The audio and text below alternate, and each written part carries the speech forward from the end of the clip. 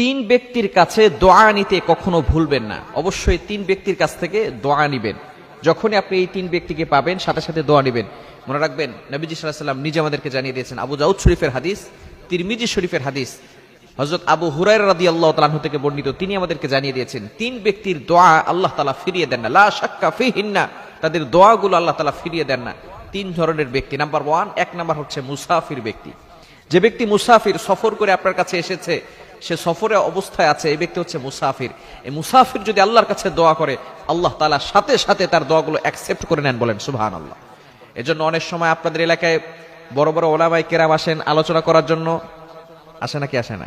যখন তারা আসবে অবশ্যই তাদের কাছ থেকে দোয়া নেবেন, হুজুর আমার জন্য একটু দোয়া করেন, আমার বাচ্চাটার জন্য একটু দোয়া করে দেন। এজন্য তাদের কাছ থেকে দোয়া নেবেন, আল্লাহ তাআলা সেই দোয়াগুলো অ্যাকসেপ্ট করবেন, কবুল করবেন। এজন্য এক নাম্বার হচ্ছে দাওয়াতুল মুসাফির, মুসাফিরের কাছ থেকে দোয়া নিতে কখনো ভুলবেন না। নাম্বার 2, দ্বিতীয় নাম্বার হচ্ছে দাওয়াতুল মাজলুম, যেই ব্যক্তিটা নির্যাতিত হচ্ছে, যেই ব্যক্তিটার উপরে জুলুম করা হচ্ছে, এই ব্যক্তির দোয়াটাও আল্লাহ তাআলা সাথে সাথে অ্যাকসেপ্ট করে নেন, কবুল করে নেন। অনেক সময় আমরা মানুষের উপরে জুলুম করে ফেলি, খবরদার আপনার কোনো কথায়, আপনার কোনো কাজে যাতে করে কোনো মানুষ কষ্ট না পায়।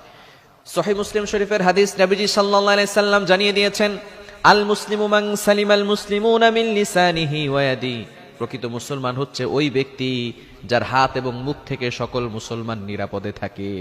এ true Muslim is a person, প্রকৃত মুসলমান তো ওই ব্যক্তি, those hand and mouth for safe everyone, যার হাত এবং মুখ থেকে সকল মুসলমান নিরাপদে থাকে। সুতরাং যেই ব্যক্তি জুলুম করছেন, ভালো করে শুনে রাখেন, মাজলুম ব্যক্তি যদি আল্লাহর কাছে দোয়া করে সাথে সাথে সেটা কবুল হয়ে যাবে।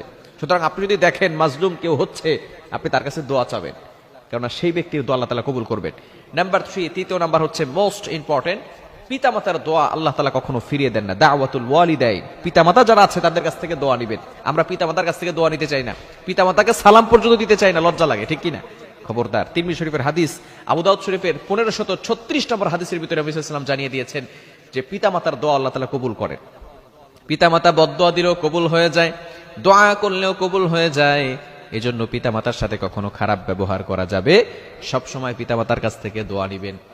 নবীজি সাল্লাল্লাহু আলাইহি সাল্লাম জানিয়ে দিয়েছেন, পিতামাতা হচ্ছে তোমার জন্য জান্নাত, পিতামাতা তোমার জন্য জাহান্নাম। হুমা জান্নাতুকা ওয়া নারুকা, ইউর প্যারেন্টস আর হেভেনলি ওর হেল, পিতামাতাই হচ্ছে তোমার জন্য জান্নাত, পিতামাতাই তোমার জন্য জাহান্নাম।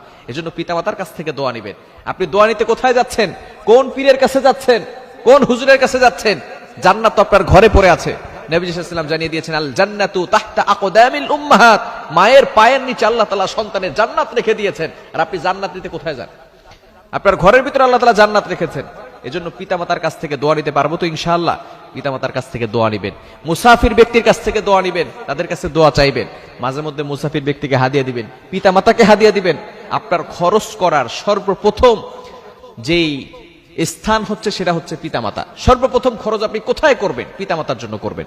যেহেতু পিতামাতা অনেক কষ্ট করে আপনাকে, কিন্তু তাদের উসিলে আপনি দুনিয়াতে আসতে পেরেছেন। একজন মা কতটা কষ্ট করে, যখন তার সন্তানকে প্রসব করে তখন কতটা কষ্ট করে।